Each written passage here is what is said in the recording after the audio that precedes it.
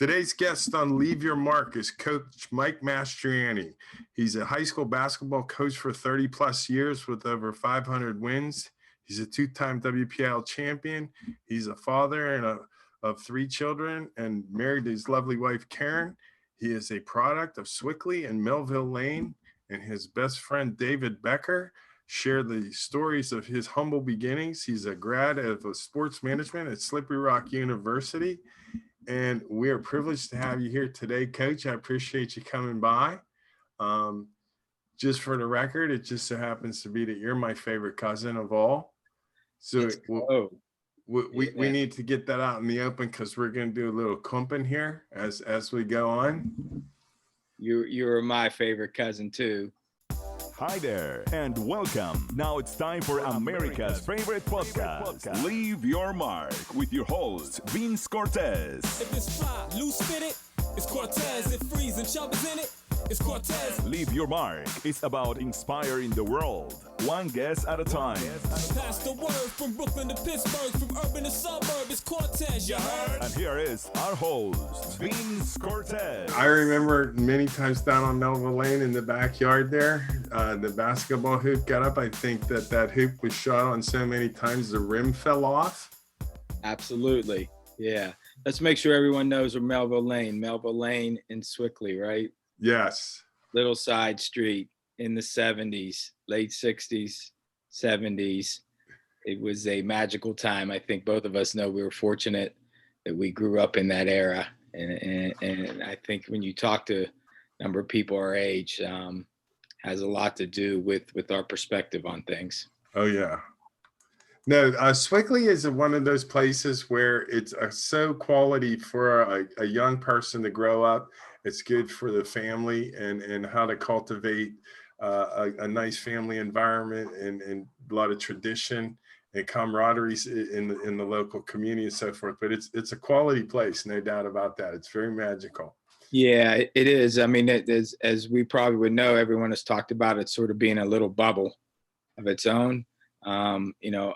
My uniqueness to it is that I actually grew up in the area, and now that my career has taken me back to finish my career in the Quaker Valley School District that is in Swickley, I have this perspective, and I look at it in two different ways, both very positive. I mean, our Swickley, our community, our Quaker Valley growing up was the greatest. I wouldn't trade it. It's still great today, but it's different today. It's a different good, and both of them I see as being positives, but just different time, different place, but great place to have a childhood. I agree. Now, this is where the community is very sports oriented, and I want you to take me to the experience when you first knew that you were going to be a coach, with how basketball affected you, what came across you mentally. I don't know if it was actually like a specific date or time, but I just knew that I just enjoyed sports so much. I think everybody in that era growing up in the 70s were attached to doing everything. I mean, it was a different time. Everyone was outdoors. You were always doing whatever was in season. You went to different parks in the neighborhood, which I found myself. And then I found myself sort of going every day and just loving it. And then obviously just falling in love with all the sports when you're a youngster. I think when I started to play a little bit and I realized how much I enjoyed it, and then, I found myself probably at a young age watching the game a little bit differently and just being so engaged in a lot of the other things that maybe at that young age, for instance, you're looking for like the highlight reel and the dunk or whatever maybe in today's game, but I sort of was more engaged and just enjoying like different concepts. I probably thought at the time, like, man, this is like a little different, but just continue to fall in love with it, and it found a special place with me, obviously. Now, so then this is being a part of your lifestyle. Did you have a specific moment that you knew you were going to become a coach, or was it something that you would find out that was in you later on? So I attended Slippery Rock University after high school at Quaker Valley, and I was actually an undergrad business major. So I actually had my business degree as an undergrad. And then as I was at Slippery Rock, I got involved in a number of different outlets in the athletic side, and I actually took a position within the athletic department And then my senior year, I was fortunately, there was a coaching position available, 8th grade coaching position at Slippery Rock Middle School. And after playing and just being engaged in sports and still having this behind the scenes, watching games and feeling a little bit different, I was so excited. My roommate looked at me and said, "You're crazy. They offered both of us a position." He goes, "I'm not doing it." And I said, I want to do it. So I think at that point I was engaged, and then I would follow up to stay there to get my sports management degree, my master's degree there too. And I think that sort of got the ball rolling for me. And as I continued to move forward, I just continued to gain energy and felt how much passion I sort of had for it, in such a positive way. Now, I think the other thing too here is you start in then right out of college at Carnegie Mellon. So, and in the sports management, so you're an assistant athletic director in the intramurals section, and you're doing quite well there. So you end up getting an assistant coaching job towards the end of your tenure there. You've only coached at what, 3 different schools in 30 years. So by the modern standard, that's not bouncing around at all. Like you're old school on that one. So your formula works. What you do, the people in the community like you. So that would probably bring me where how is being a coach now, kind of sliding you forward, changed your life? How has that made you a different person? Well, it's been very rewarding. I mean, I probably could talk for hours and hours on just how much it's had an influence on almost everything. But, that I've continued down that path. Coaching is just because, as important it is to me, I just enjoy the other part of what I get out of it. I think, one of the things I mentioned to my kids right now, the big word in my younger daughter who is in marketing and advertising, the big word today is influencer. And it's so funny, when I started coaching and I actually wrote down philosophies, and this is 25, 30 years ago, I wrote down what I wanted to be, what of my program, what I wanted to be. And I actually wrote in there, I wanted to have influence on my young student athletes' lives, where they are with me for a short period of time, and then they have me for as long as they need me, meaning they can pull back to me when needed. Some do, some don't. But geez, I'm stupid. If I would have just grabbed that word influencer, maybe back in the 90s, I wouldn't be still coaching high school basketball, right? So, but I've used that word influencer long before influencer has been the trendy word of today, and that's really what I base myself on. Obviously, coaching, you're a competitor, love the sport, but if you don't have another side of it where you want to influence and make a difference and help some young guys, giving them some guidance and giving them some direction to help them get on a channel, making them feel good about themselves, that I don't think you last too long in this profession. Yeah, I can attest to having been alumni and not being in town for a while and coming back. You have a machine down there, there's a whole feeder system all the way from the elementary school through, and that's a lot of hard work. That's a lot of credit to you and your program and how you run it. And the kids, by the time they get to the high school, they're very excited to be there. They know that their time has come. I think that personally is what's exciting about high school basketball. To me, it's almost, I always relate it to the Olympics. And you'd watch, and it's this is once in 4 years. If you're lucky, you're in 2 Olympics, but you're fortunate to be in one, and you're gonna remember it your whole life. And that would come down to how a lot of these kids' senior year plays out. They remember that 1 year and all of what goes on it for many times. But your program and how you run that, you've made that special. In my short window of being here, it's a huge testament to you and your work ethic and what you've instilled in these kids and what you just said about doing it for the right reasons. So this is kind of interesting because you're not one to keep track of these things. So I want to ask you, what would be your most enjoyed accomplishment in your coaching career to this point? Oh, wow. And I am, you know me too well. In terms of, if you're just talking coaching or if you're talking with me coaching, I would bottle all the different unique relationships that I've had across the board.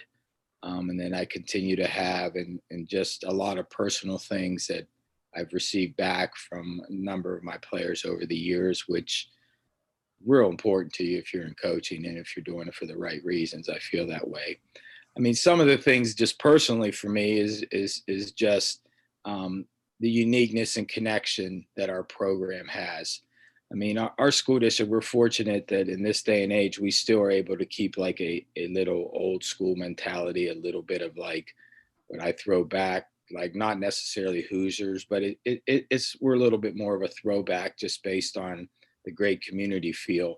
A lot of new schools now are different. They're built different. I mean, it's just a different time. And that's not to say anything wrong with the bigger schools, but I think we've maintained that old style feeling, which I think a lot of people gravitate to. It's a nostalgia, and you feel good about it, and you don't get lost in the whole big picture.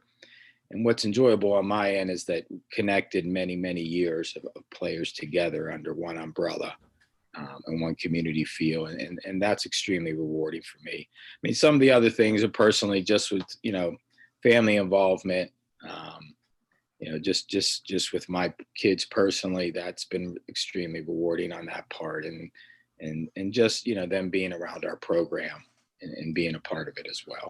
Connect with us on LinkedIn. Be our friend on Facebook. Follow us on Twitter and Instagram. Whether jumping out the MP or jumping on the app. You are listening to Vince Cortese. We just want you to leave your mark. Let me ask you now, because you've been around for almost 3 full decades. Whoa. There's always challenges dealing with kids that are in their teen years. They're still finding out so much about themselves, and they're changing rapidly. What is your biggest challenges of coaching high school players? Yeah, you get that question quite often here today about today's kids different, and you hear those different things quite often. I get asked that question, and quite honestly, times are just different. I mean, what pulls them in is different. I mean, they're used to talking in different ways, and phones, and many different ways of communicating that were different when I started to coach. People talk about how parenting is, and parenting may be different today, but I'll tell you what isn't different. What isn't different is that young high school athletes want structure. They want discipline. They want to feel part of something. That hasn't changed. And those players that really don't want that usually have given you the answer. They probably don't want to be part of a team. So when people sort of reach out a lot and saying, when I played, the kids didn't do that. Kids still want that part of structure. You just have to communicate it a little bit differently. I sort of say that our coaching is some old school philosophy, but with some new wave communication, with communicating a little bit differently with them. It's same with their work ethic. A lot of times you hear that, oh, when we played, we worked and put in time. Players today put in a lot of time. Like it may not be in the areas that people think it should be, but their dedication to putting in, it may be a little different and look different than it was, but underneath all that, you still can get to them with those points. Now, that being said, do you have methods that you use during the off season? Because as this evolves, you evolve. Do you do anything in that line of how can I be a better coach next year than I was last year? Or did the kids in their change kind of pull you through that? Or does that happen sort of simultaneously? Because as that player changes, you can't coach that guy the same way you coached the kid the year or two before. And that you're in a constant learning curve. So how do you manage that? That's a great question. And really, that's why I've remained in high school. And that's the part of it I love, because it's a challenge. You don't have the same team every year. You're not looking at the same type of student athlete every year. And the challenge is building teams. And the challenge is, how do you get inside and get the most out of this kid who brings a uniqueness to the table. And then the next year, it's a whole different uniqueness. It's I call it like building a puzzle. And I talk to our team all the time about putting parts of the puzzle together. And every year it's a little bit unique and challenging. And I actually think that's one of my most favorite parts of coaching, that I really enjoy that, because, you know, I look at every student athlete at that age, they all have something positive to give. They just don't know it.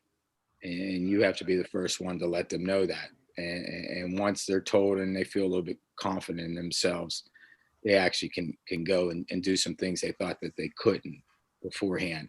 But that's actually one of the most exciting things. You know, I tell people a lot, I don't go in my garage or fix my car. I just don't do those things.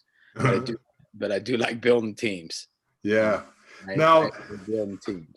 That being said, you have things that you're partial to as a coach. So every individual is different. How do you, as a coach, and your experience helps you immensely at this point, how your opportunity to like read that young man and see what his personality is about and getting the most out of that kid, or getting him to trust you enough to coach him? Right. Well, and that's the part where, you know, your team rules are the same. And I tell our coaches all the time that you sort of have to live in gray. And I know not everything's black and white. You have to make the best decision with some common sense in it. That's the best decision that you can make at that time. But then the uniqueness, you're correct, is how you get into that student athlete, how you can get the most out of them. And that's the challenge. Now, what I have found quite a bit is obviously building a relationship is extremely important, and them trusting in you. And we talk about trust all the time. And then as you get that trust, you know, what I try to do is take a couple steps backwards and try to give our players ownership and an understanding that, you know, player-led team, less coach-led team, and give them ownership. And there's many different ways through the years. We've done things based on different players and different styles and different personalities. But you eventually want it to get to that point where they have just enough trust in how they're playing. Getting back to your other question, though, about, you know, what do you do? I mean, at this time of the year, we're in the off season. I continually look at things, go over things, evaluate how we play, try to look at the players we have coming back. This time of the year for me is actually when I start to look for next year, knowing our personnel, and try to build a little bit of the building blocks as we go into our off season. So I think once you stop doing those type of things, you get caught. I think once you get too comfortable in anything, you get caught. So I found myself always trying to continue to challenge myself and trying to find some new things, some unique things that can bring the most out of the team we have coming up for the next year. Well, this is a never-ending season. I watch you go year-round. You're a true lover of the sport, and it's a great honor to watch what you're accomplishing here in all these years at Quaker Valley. It makes you a proud alumni. It brings that kind of college spirit down to the high school level, like you were referencing the community. So what I want to do here is I'm going to kind of ask you a little different sort of question. If you had a billboard and it said anything on it, what would yours say? Oh, that's an easy one. Anyone that played for us, it would be like 2 letters. It would say us. I mean, Okay. For a group, we circle before every practice and after every practice and say us. It's you know, we're definitely not a me Bill program. We're an us. And 30 years ago, a player could look at a player today and they both would say us. Now, I want to ask you, what was the best compliment you ever received? Probably, you know, I don't know if one, but just feedback about players pulling something back that they learned within our program that have helped them make a crucial decision in their life. Number of those. You know, I think one unique part I've had is that I've used some players in the past to help some current players and this was maybe 15 or 20 years ago. I tied similar stories together because a player reminded me of another player, and I explained to him going down the wrong road. Probably one of the greatest things we had. We ended up winning a championship that year, and with a few seconds left in the game, the first player that I tied to, some confusing this a little bit. I was trying to get to the player that played about 10 years after that. He's going down the wrong path, and he's going to lose this opportunity. You only get to play one time. And I still carried with me the player 10 years ago because he never finished school, and I felt I let him down. It's probably one of the greatest stories that I have coaching. And we actually were, with 5 seconds ago, we knew we were winning the championship. And that player came over and hugged me and whispered in my ear that player's name. He said, "Coach, that was for him." Wow. So can't put a price on that one. No, that's awesome. Now, winding up now, all these years later, what would you consider is your biggest challenge now moving forward, or how you're going to wrap up your coaching career? I still enjoy, I love putting practices together. And I think when I get to a point where that is not as enjoyable, that I'm letting the players down, the program down, that's probably when I will probably make a decision that it's probably time for somebody else to be in front. I really, I still enjoy the coaching part and still really, really, really enjoy being around the kids and the teaching moments with them. It's still satisfying. So in terms of that, I haven't put any type of look on it or window on it. And I hate to do that because I still really enjoy it. And I enjoy the other parts. You have to enjoy all the parts. If you only like a few, I think it can beat you up. It gets close to the end at that point, probably. Yeah, you're giving yourself the answer by that point. All right. Well, then I want to thank you for coming by, but you have to answer the last question. You're on Leave Your Mark. How would you like to leave your mark or be remembered in this world after all of what you've done? Well, I think within what we've done with our program, it was somebody that was very honest, straightforward, told it like it was, and learned so much from him in a little short period of time, and was very influential on helping me moving forward, making young adults who were in a critical time in their life, and looking back that they always had something that they could go back to because they learned a lot more about life than they did about that orange ball. And they still carry those things with them. I think that's the most important thing. And if you don't have that end, if you're there just because of the ball or the bat or whatever it may be, I don't think you hang around too long. This is great. All right, Coach. I knew you was gonna deliver the goods. This is I enjoy watching you and my brother Coach so much. It's just a sure joy knowing how much you guys enjoy it, what you put into it. I don't know that you can really describe in words what it feels like when you're a coach and you do the best that you can and or come up short and or the way it plays out, you come up with the win. And some of it's just really not of your control, but you're there, you're holding on the reins, and that joy of being in the experience in those moments. You seem to have engulfed all that in what you do and how you approach the game.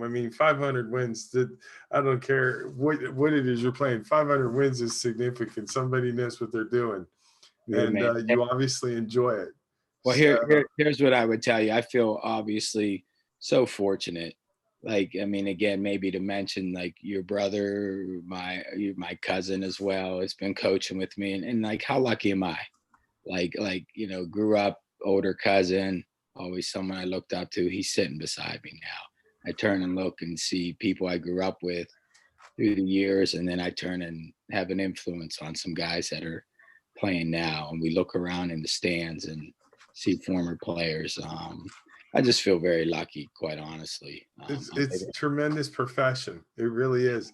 You mentioned influencer. The coaching thing in our era right now is just you're a coach, a life coach, and everything in between. But this is where it all started with the athletics and in our high schools, and that's the breeding ground for building a better person. And you're Really, obviously doing that.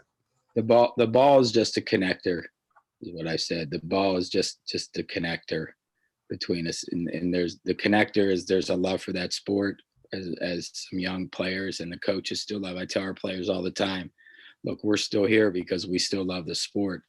But it's a connector. It's a connector for us to help them, engage them, teach them all the positive things that can help them moving forward. Okay, Coach.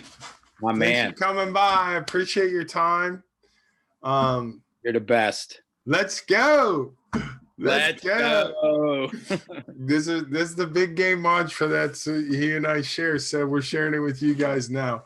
But I appreciate your time, Mike. You're an inspiration to all coaches anywhere that enjoy and love what they're doing. So thanks for coming by. You're the best. Okay. Bye-bye. All right. Thanks for listening to Leave Your Mark today. Tune into our next episode of Leave Your Mark with Vince Cortese. Be blessed. You just left your mark. Thanks for listening. Listen to more episodes on demand. Just click Leave Your Mark with Vince Cortese.